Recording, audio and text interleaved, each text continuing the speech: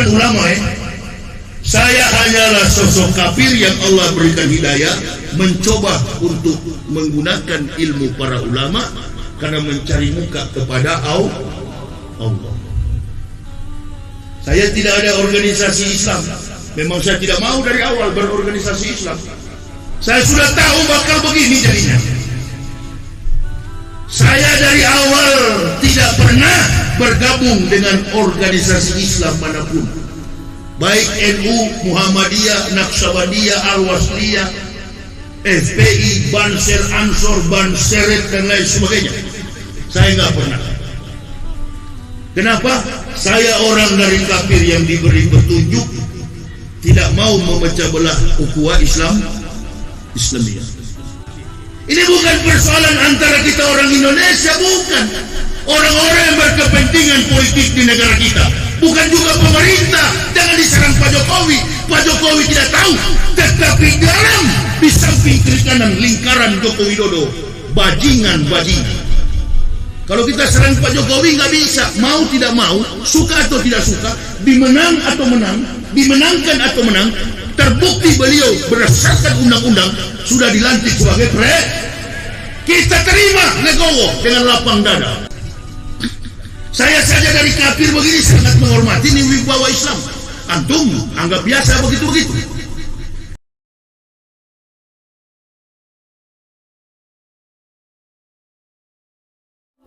Sebelum kita lanjut, jangan lupa like, comment, subscribe, dan nyalakan notifikasinya agar tidak ketinggalan info terbaru lainnya. Semoga bermanfaat. Makanya saya berdakwah ini tidak usah lagi, bukan saatnya berdakwah surga neraka, bidah haram bidah. Tidak.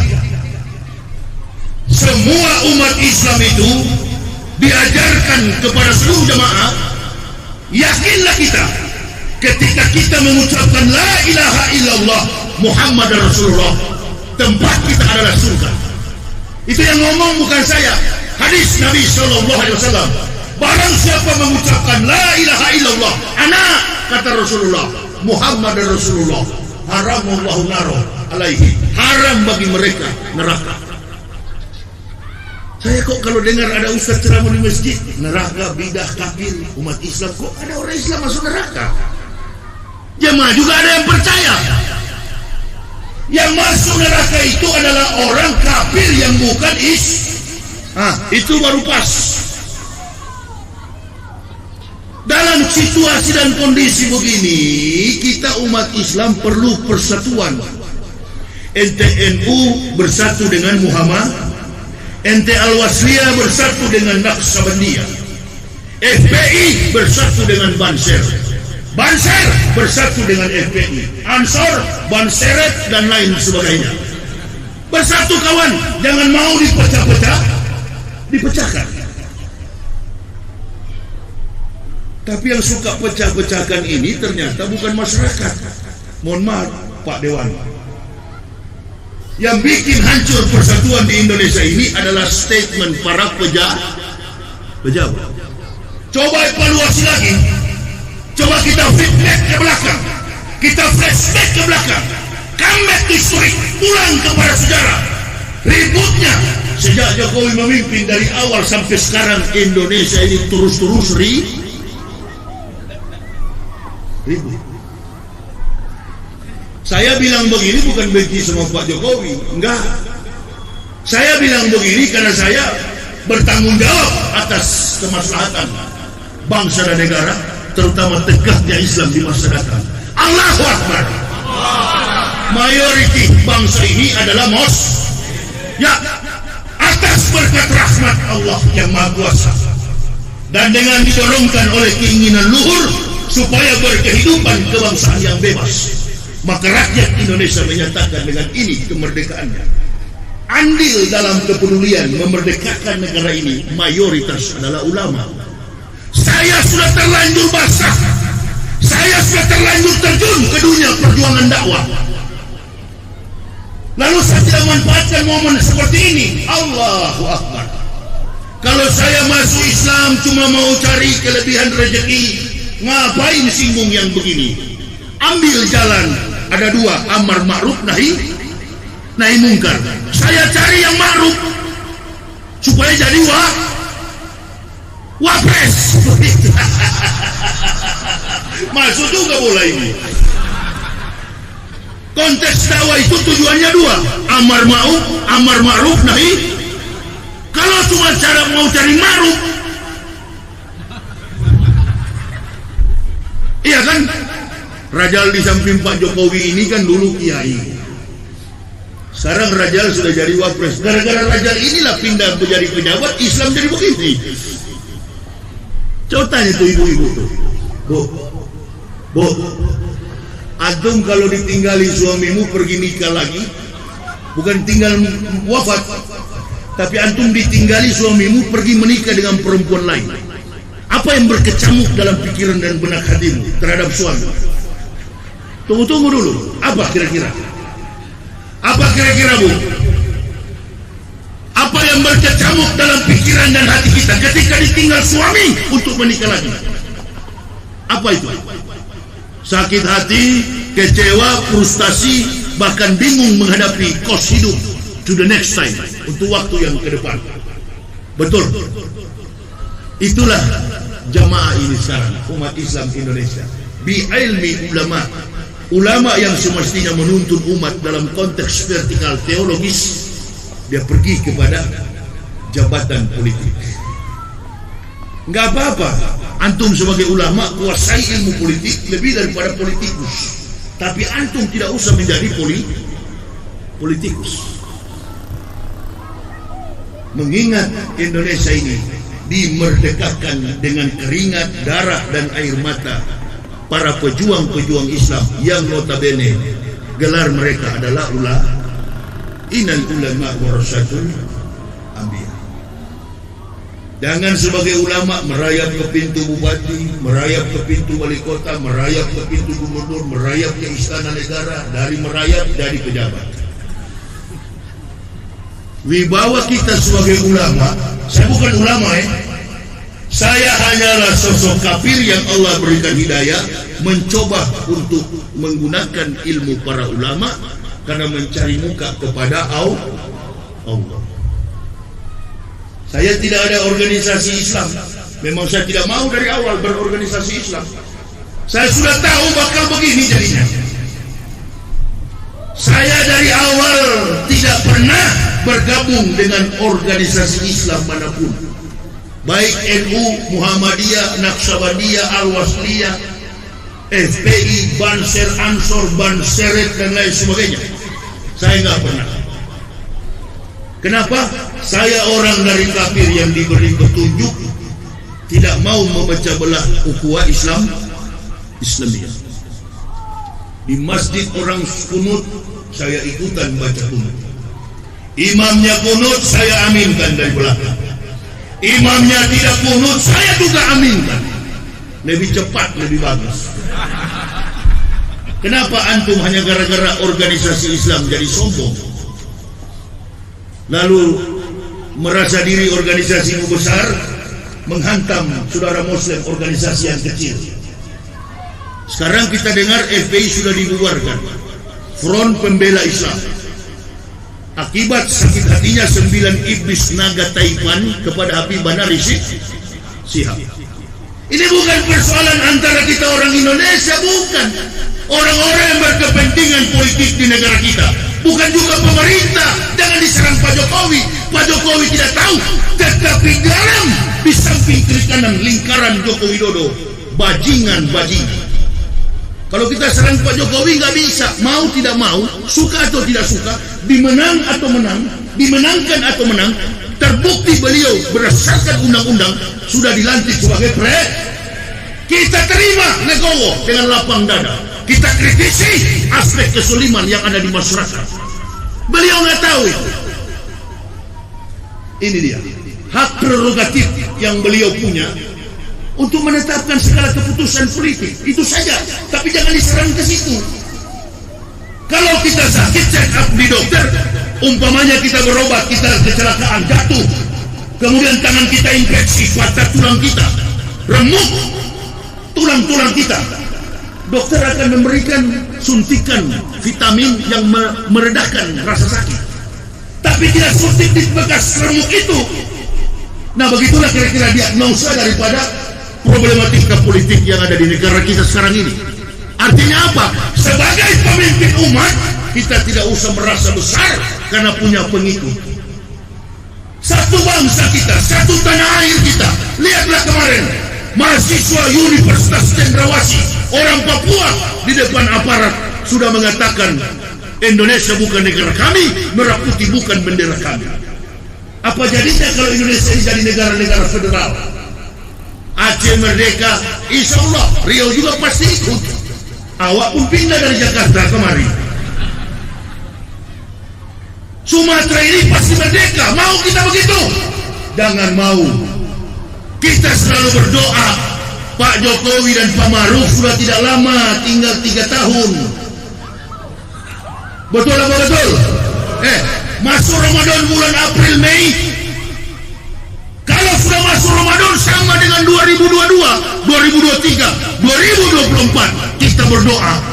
Tapi dalam kehidupan bermasyarakat, jangan mau kita diadu domba dengan aparat yang ada di daerah-daerah kita. Jaga itu. Ini kan cuma kepentingan 2-3 orang jenderal di pusat. Polisi dan tentara di daerah begini nggak tahu apa-apa. Jangan antum langsung ada kebencian. Ada anak muda di Pekanbaru, Ustaz, sepertinya Pak polisi dan tentara ini pro kepada rezim Joko Widodo. Saya bilang kau anak kecil, jangan ngomong begitu. Kata orang Arab, kata Rasulullah SAW, man somata nats. Kalau tidak tahu kamu diam, cukup. Siapapun presiden, baik yang sekarang Pak Jokowi dan Pak Maruf atau nanti Anies Baswedan dan Gatot, itu. Siapapun sekarang Pak Joko Widodo dengan Pak Maruf atau nanti ke depan Gatot dan Anies, amin ya robbal. Jangan-jangan cebong semua ini. Salah ceramah lah malam ini. Sudah berapi-api begini. Ini menangkap ilmu terlalu lemah begini ini tuh. Wa ahlur rustaqi fil jahli, kata Nabi, orang kampung karena bodoh. Ini tuh hasil Pilpres 2019 yang begini.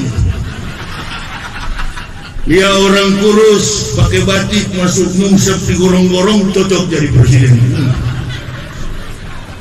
Saya sudah bikin umpan balik, kurang juga paham. Berarti kalau waktu sekolah ini payah ini nilainya. Lemah sekali menerima. Saya keliling Indonesia jarang tidur. Tadi saya tidur di mobil. Paling selama hampir 15 tahun saya berdakwah, tidur itu paling cuma 2-3 jam. Tapi IQ saya tidak pernah lemah. Kenapa antum milih tidurnya teratur, lemah sekali? Pantas aja begini modelnya. Ditakdirkan Allah Indonesia mayoritas Muslim, karena sudah tahu sepeninggal para kiai, sepeninggal para founding fathers kita, sekarang ini menyisakan generasi pengecut. Saya nggak berurusan. Menyisakan generasi pengecut. Takut berbicara, bicara saja kalau itu kebenaran. Bicara saja kalau itu tidak melanggar hukum. Bicara kebenaran, tidak perlu takut. Kulil haq walau kana murun. Tapi kebenaran yang tidak bersumber dari rasionalitas pemikiran orang lain. Kalau Anda berbicara lalu itu pikiran orang lain, itu bahaya. Berarti Anda diprovokasi. Berarti Anda termakan isu. Tapi kalau argumen yang Anda kemukakan realitas kompleksitasnya rasional dan tidak bertentangan dengan ketetapan supremasi hukum, sampaikan saja. Sama dengan saya waktu 2-3-4 bulan lalu, saya katakan vaksin akan datang, silakan Pak Jokowi duluan vaksin. Sinovac atau apapun namanya, Pak Jokowi perlihatkan di depan TV One, Metro TV dan lain sebagainya. Ini saya vaksin. Begini vaksin saya, namanya Sinovac, kadarnya sekian. Masyarakat ikut. Ini baru-baru kan ada di pesantren habis vaksin teler semua. Di Belgia pun ada habis vaksin gangguan geger otak dan lain sebagainya, saraf. Bukan berarti kami sebagai pendakwah mengatakan ibu bapak jangan divaksin. Tidak ada urusan saya dengan persoalan kesehatan. Dan sebagai ustaz bukan kami tidak percaya COVID. Percaya masa min musibatin illa biidnillah. Kalau musibah mau datang, datang kepada siapapun. Jangankan virus. Berapa puluh orang tuh kemarin dari apa itu pesawat apa tuh Sriwijaya Air jatuh di perairan Kepulauan Seribu. Adakah mereka tahu mereka akan wafat? Mulai argumen komentar. Oh, biasanya pilot ini kalau pergi pilot ini bajunya disetrika. Ya memang kebetulan nggak disetrika. Lebih pintar antum daripada Allah. Nah itulah Imam Syafi'i bilang kepada murid santri-santrinya, wahai santri-santriku, apakah yang lebih dekat dengan kita? Ada yang menjawab bini, laki, anak, tetangga, family, saudara, rekan, kerabat, dan lain sebagainya. Kata Al-Imam Al-Ghazali, betul semua jawaban kalian. Tapi yang aku maksudkan, yang paling dekat dengan kita adalah mati. Dibalik lagi pertanyaannya, apa yang paling jauh dengan kita? Ada yang jawab Al-Buruj, tata surya, matahari, bulan, bintang, kedalaman laut. Betul semua jawaban kalian. Tapi yang aku maksudkan, yang paling jauh dengan kita, masa lalu. Kan bagus kalau sudah turun 2024, Pak Maruf dan Pak Jokowi meninggalkan legacy yang baik. Tapi kalau model pemerintahan begini, yang kasihan bukan masyarakat, Pak Jokowi dan Pak Maruf. Nggak percaya antum? Nabi Sallallahu Alaihi Wasallam, ikhtanim khamsin qabla khamsin. Ingatlah, gunakan 5 sebelum 5. Yang pertama, sababaka qabla haramik. Gunakan masa mudamu sebelum masa tua. Waginaka qabla fakrik. Kaya sebelum miskin. Wasuklika qabla farogik. Keleluasaanmu sebelum artinya waktu kau berpangkat gunakan sebelum pensiun. Ini orang munafik biasanya kalau sudah pensiun, waktu dia masih tugas, sterek badannya. Dia libas, dia nggak peduli biar saudara muslim dihantam demi pangkat dan jabatan. Nah, nanti kalau sudah mau dekat-dekat pensiun pulang kampung, dia pura-pura merayap ke masjid. Tapi sudah mau mati, sudah bungkuk, rambut sudah beruban, badan sudah bungkuk, sudah setengah mati. Kaki tinggal diseret-seret. Assalamualaikum. Ini yang muda-muda tanda ini munafik-munafik ini. Begitu dia mau merayap ke masjid, antum tendang di kos lampu sini sampai dia terlempar di pagar sana. Ini saya ajarkan itu. Ikuti ya. Jadi sekarang kita slow down saja. Kita pasrah saja. 1000 kali antum demo tidak akan didengar. Ini orang tua bapak. Coba ditertibkan mana panitia. Ini anak-anak dari tadi sejak saya dari awal ceramah. Ini mau jadi jenderal bagaimana ke depan kalau model begini? Ya enggak main-main saya. Tuh. Inilah kita umat Islam. Dari kecil diajarkan disiplin. Saya jauh dari Jakarta mengendarai mobil ke sini cuma datang memberikan sedikit ilmu. Hargai. Ini bukan radio rusak yang bicara. Dan tadi saya perhatikan, saya mau tegur biar aja dulu. Pagar di situ dan stop ya lalu lalang.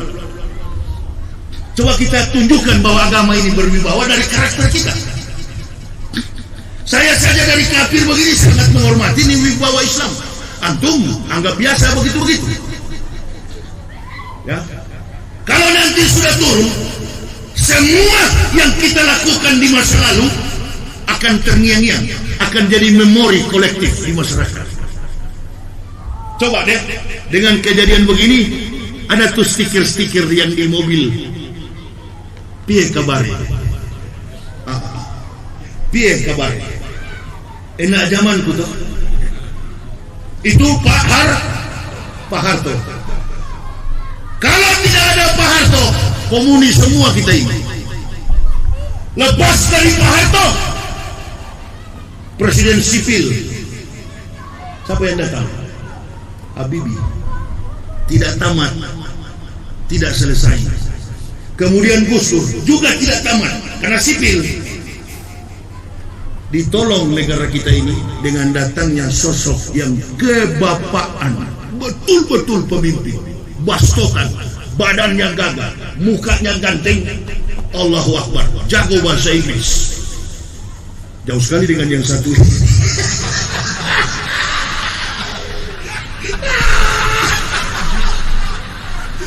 Yang tadi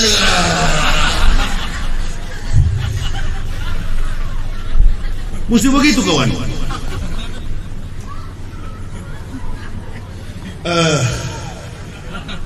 Tertolong nih agama. Dalam konteks bernegara pun sesama umat beragama nggak pernah ribut. Coba evaluasi ulang, apa pernah masyarakat ribut? Apa pernah masyarakat ribut? Nggak pernah. Yang bikin ribut itu komentar para pejabat. Begitu pejabat di kabinet lempar, wah ribut. Sampai Menteri Agama get out. Yang ganti tambah parah lagi. Allahu Akbar. Saya pernah menceramah di Kalimantan. Mobil saya pas di penurunan gunung, rusak mobil saya. Tuh pas turunan gunung rusak mobil saya. Saya bukan montir, saya bukan ahli engineering. Saya turun periksa tuh mobil. Saya utak-atik kabelnya saya sambung. Saya starter mobilnya. Begitu jalan tambah parah. Kira-kira begitu kan? Nabi katakan, kalau pekerjaan dikerjakan bukan yang ahli, tunggu saja. Jadi memang sengaja dipasang untuk melihat konstruksi bangunan yang tidak mampu dipertanggungjawabkan secara kepemimpinan nasional, dibutuhkan penopang.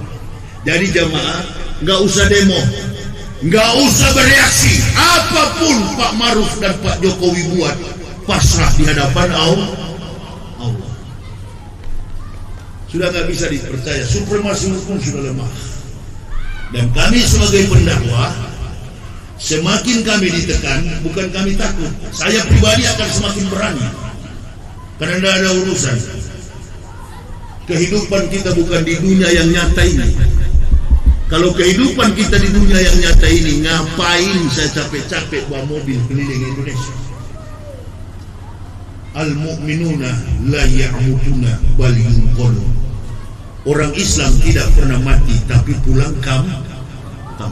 Yang saya kasihan ini dua rajal ini. Begitu turun dari kursi presiden, yang lain ganti. Dendam kesumat bersarang dalam diri individu, kelompok maupun ormas. Kita mencoba untuk menetralisir Pak Jokowi, Pak Maruf. Mudah-mudahan YouTube ini sampai. Jangan dengar di badingan-badingan ini. Dengarlah keluhan suara rakyat. Bukan persoalan individu Habib Rizik, tapi orang-orang Islam yang salut dan hormat atas perjuangan jihad fisabilillah Habibana Rizik Syihab. Nggak tahu malu kita bangsa ini. Cucu Nabi kita penjarakan tanpa alasan hukum yang jelas, cuma karena dendam. Kalau begitu semua ustaz aja ditangkap supaya kita bisa bikin pesantren di dalam penjara. Oh ya, jangan cuma pilih-pilih, semua aja dibabat habis. Mau yang keras, mau yang lembek, tapi mengambil jalan begini kan, innalillahi, mana ada yang mau? Paling cuma singgung-singgung datang ke sini, sorban 20 biji mata pun sorban. Assalamualaikum. Di mental model begini ini nggak cocok di akhir zaman. Ustaz tahun 60-an yang begitu. Udah lewat lah yang begitu. Harus jadi petarung. Dan kalau jadi ayam petarung punya taji di belakang. Demi umat, demi agama ini, cari muka kepada Allah.